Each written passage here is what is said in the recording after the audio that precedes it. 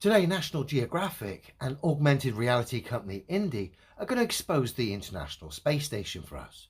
Both are on the road, showcasing Indie's augmented reality technology to the general public. And as we're about to see, the way the general public interact with the augmented reality items is rather revealing, especially when we look at the second clip from the space station itself. As we're about to see, the general public, when interacting with the items, are looking away from the items they're interacting with.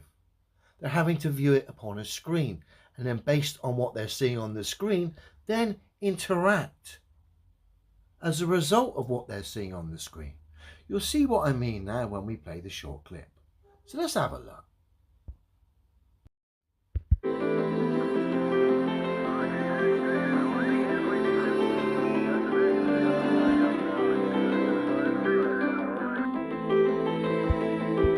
Notice matey boy's here petting something, but again having to look off, looking at the screen to see what he's interacting with.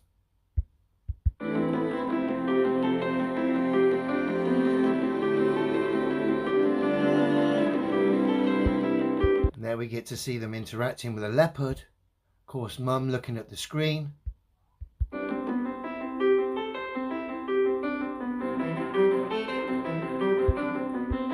And that, ladies and gentlemen, was a great display of augmented reality. But of course, in doing so, what they've done here is expose the space station, as we're about to see. And now we've got a Canadian astronaut on the so-called space station interacting with this honeypot. And just like the general public showed us when they interacted with augmented reality, this astronaut's going to show us that he's interacting with augmented reality by spending most of his time looking beyond the item he's playing with, the honeypot, obviously at a screen, to see the item and gauge where it is better, and in doing so give out a more convincing performance.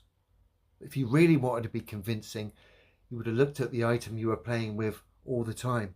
There would be no reason to look beyond the item you're playing with. That is, unless of course you're looking at a screen to gauge and see where it is.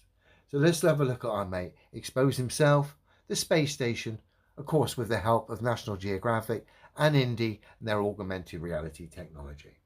Take it away, fella.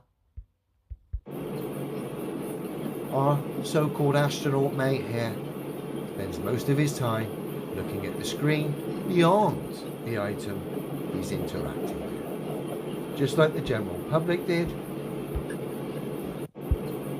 on the roadshow we looked at. I believe this day and age now, these so-called astronauts are able to wear contact lenses now that eliminate the use of the screen, which of course makes it obvious when we look at stuff like we've looked at today, and in doing so makes it a little bit more convincing. But of course there's still plenty of fails.